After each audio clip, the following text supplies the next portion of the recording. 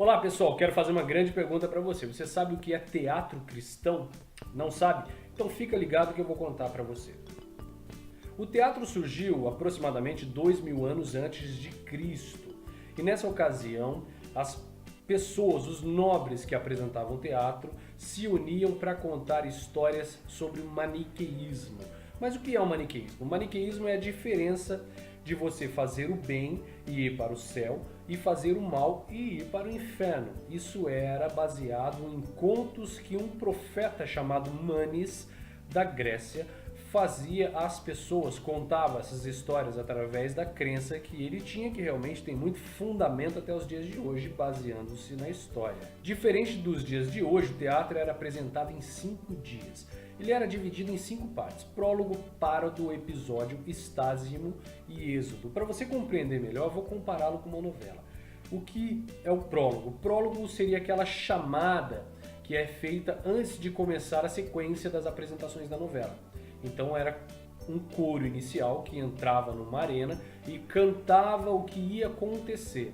Todo fato, um resumo, uma sinopse, como nós dizemos no teatro, de tudo aquilo que vai acontecer realmente durante o show. O párodo seria muito próximo à abertura da novela, onde tem o nome dos atores, dos diretores, dos produtores, enfim, toda aquela apresentação inicial já valendo, já no dia da novela. Então seria um outro desfecho que era apresentado durante o espetáculo, onde as pessoas tinham essa concepção do que realmente, de quem estava ali, qual era o nome de cada personagem, para ter um discernimento mais fácil também. O episódio, que é a terceira parte, ele contava exatamente um ato por ato. O teatro ele é dividido até hoje em grande partes dos textos em atos.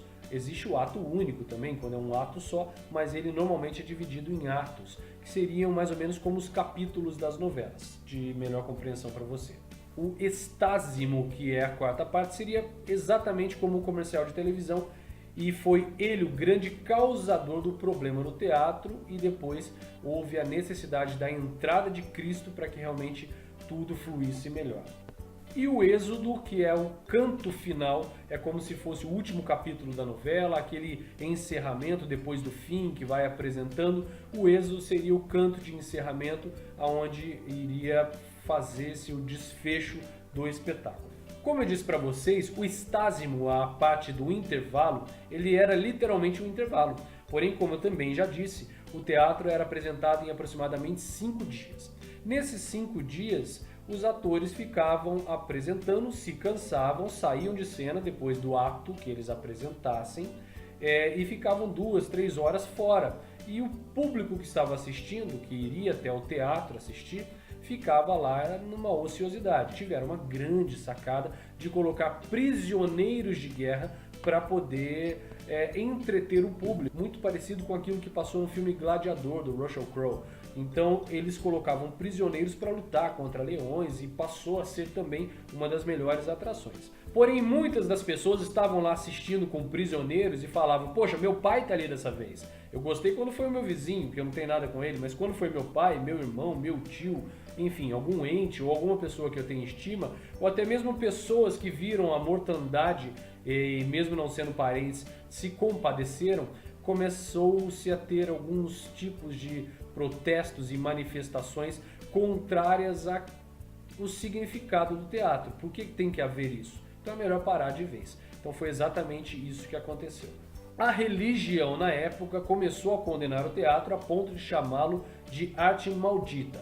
Então quem fazia teatro na ocasião era preso, expulso, perseguido, e quando morresse não poderia ser enterrado em solo sagrado. E o solo sagrado nada mais é que o cemitério. As pessoas não poderiam ser enterradas. Molière, que foi um grande autor e ator teatral cômico francês, muito amigo do rei, quando morreu, por exemplo, ele foi enterrado às escondidas. Foi um grande exemplo a pedido do rei, que não soubessem os religiosos, mas ele foi enterrado com honras, porém não pôde ser divulgado isso aos religiosos. E este foi um dos exemplos mostrando que nem mesmo um rei aqui na Terra poderia ter tamanha força para persuadir no teatro.